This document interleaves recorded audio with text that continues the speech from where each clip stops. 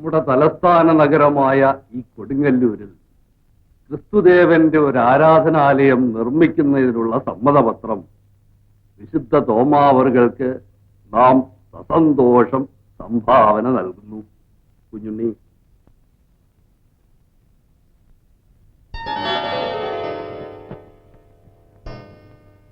നമ്മൾ ഈ നിർമ്മിക്കുന്ന ദേവാലയത്തിന്റെ എല്ലാ ചുമതലകളും ഞാൻ കുട്ടനെ ഏൽപ്പിക്കുന്നു. രാജവംശത്തിൽ പിറന്ന അങ്ങാകട്ടെ ഇതിന്റെ ആദ്യത്തെ വികാരിയും ഭരണാധികാരിയും. അത് അങ്ങ് തന്നെ ഏറ്റെടുത്ത് നടത്തണമെന്നാണ് എന്റെ അപേക്ഷ. അങ്ങയുടെ ഉപദേശം അനുസരിച്ച് പ്രവർത്തിക്കാൻ മാത്രം എന്നെ അനുവദിച്ചാൽ മതി. ഒരിടത്തും സ്ഥിരമായി താമസിക്കാൻ എനിക്ക് സമയമില്ല. ഞാനിനി എന്റെ അടുത്ത പ്രവർത്തന കേന്ദ്രത്തിലേക്ക് പോവുകയാണ്.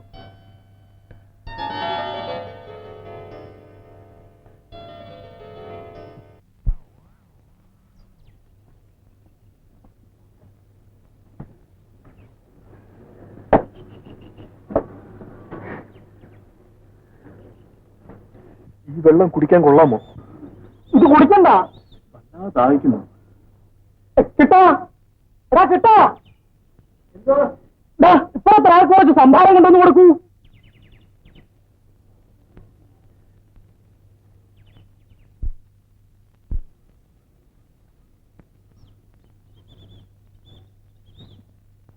അല്ല, മേൽശാന്തിയോ? കൊടുങ്ങല്ലൂർ സേവനം തീർന്നെന്ന് കേട്ടുമല്ലോ. അടിച്ചടിക്കാരോ സംബന്ധം എങ്ങനെ ഇരിക്കുന്നു? പരിഹസിക്കേണ്ട. ആഹാ, അങ്ങനെയാണോ? വരുത്തൻ ആണുങ്ങളെ അപമാനിക്കണം അതിന്റെ തൊഴിൽ അല്ലേ?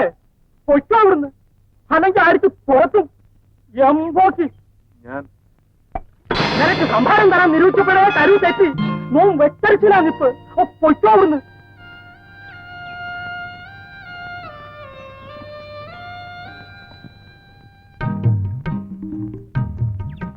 സാവിത്രി, അയ്യേ, ഉണ്ണി എന്നെ തൊട്ടല്ലോ. അശുദ്ധായി.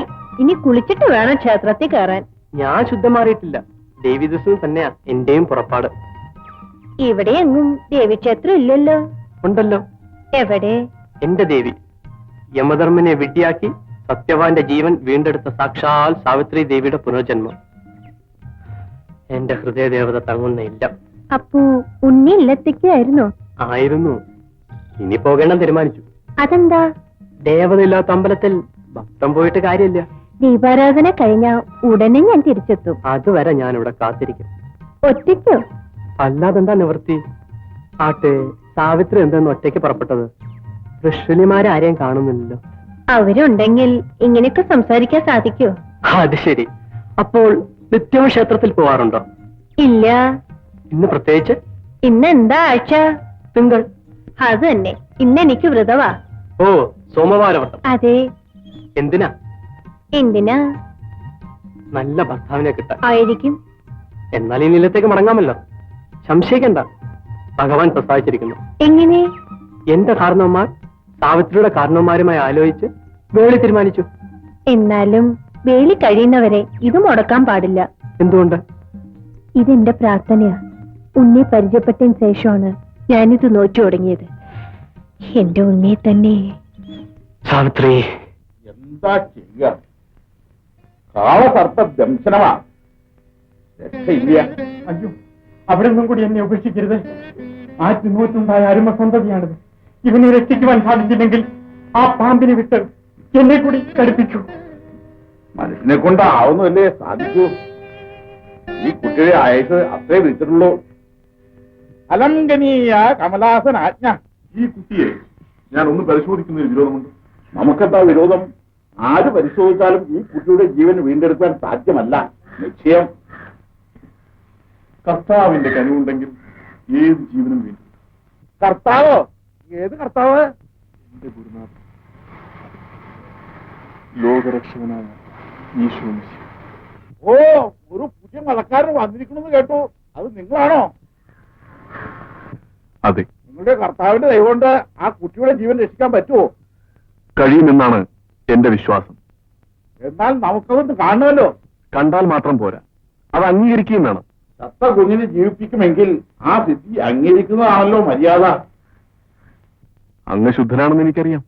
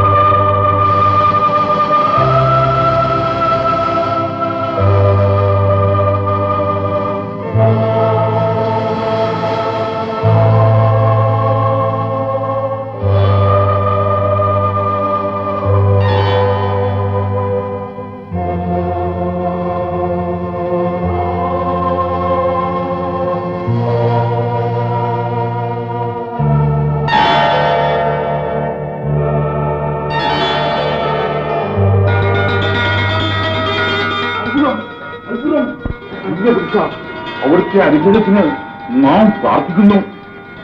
സർവശക്തനായ ഈശോ മിശിഹ നമ്മെ രക്ഷിക്കട്ടെ.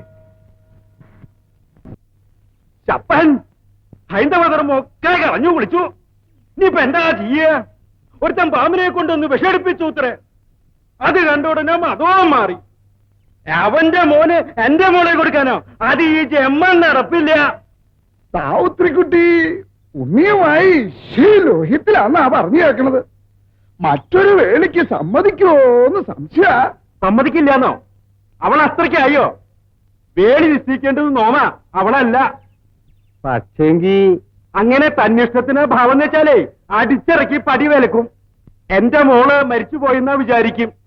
പിണ്ണം വെച്ച് പുലവുളി നടത്തുക അങ്ങട്. സാവിത്രിക്കുട്ടി നമ്മളെ അങ്ങോട്ട് നിശ്ചരിക്കുവോ? അതറിയാൻ തന്നെയാ നോൻ തീരുമാനിച്ചിരിക്കണേ. പിന്നെ നിശ്ചയിച്ച മുഹൂർത്തത്തിലുണ്ടല്ലോ അവളുടെ വേളി അങ്ങോട്ട് കഴിച്ചു കൊടുക്കാൻ തീരുമാനിച്ചിരിക്കുക. അപ്പോ വരണാരാന്ന് നിശ്ചയിച്ചിട്ടുണ്ടാവും. ഇനിയിപ്പോ ആരായാലും വേണ്ടില്ല. കുലമഹിമ മാത്രം നോക്കി നല്ലൊരു മുഹൂർത്തത്തിൽ അവളുടെ വേളി അങ്ങോട്ട് കഴിച്ചു കൊടുക്കുക. പിന്നെ ഒരു കാര്യം, ജാതകപ്പുറത്ത് നമുക്ക് നോക്കണം. ആ സാവുത്രിയുടെ നക്ഷത്രം എന്താ? നക്ഷത്രം രോഹിണി. Hi hi hi.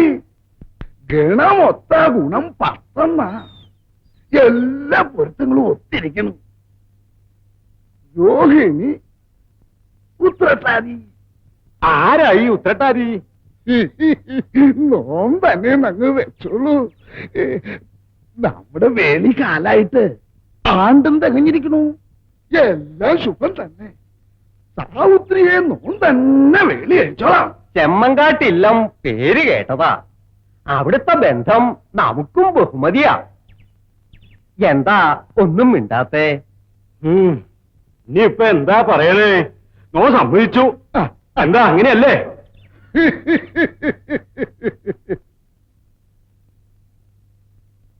ലോകത്തിലുള്ളവരെല്ലാം തന്നെ ഹിന്ദുമതക്കാരാണോ? ഹിന്ദുമതത്തിൽ തന്നെ ശൈവമെന്നും വൈഷ്ണവെന്നും ഭഗവേദമില്ലേ? ഭാരതത്തിൽ ബുദ്ധമതവും ജൈനമതവും നിലനിൽക്കുന്നു. സാവിത്രിയുടെ കാരണവന്മാർക്ക് അത് മനസ്സിലാവുന്നില്ലല്ലോ. അവൾക്ക് വേറെ വേളി നിശ്ചയിച്ചു എന്ന് പറയുന്നു. നിനക്ക് അവളെക്കാൾ യോഗ്യതയുള്ള ഒരു കുട്ടിയെ നാം നിശ്ചയിക്കും. എന്താ? വേണ്ട, അതിന് ഞാൻ സമ്മതിക്കില്ല. നിർബന്ധമാണെങ്കിൽ വേളി വേണ്ടെന്ന് വെക്കാം. ഏതായാലും മറ്റൊരു പെൺകുട്ടിയെ നീ അത്ര ആത്മാർത്ഥമായി സ്നേഹിക്കുന്നുണ്ടെങ്കിൽ ദയാവരനായ കർത്താവ് നിന്റെ ആശ നിറവേറ്റാതിരിക്കില്ല. പ്രാർത്ഥിച്ചോളൂ, മനം നൊന്ത് പ്രാർത്ഥിച്ചോളൂ.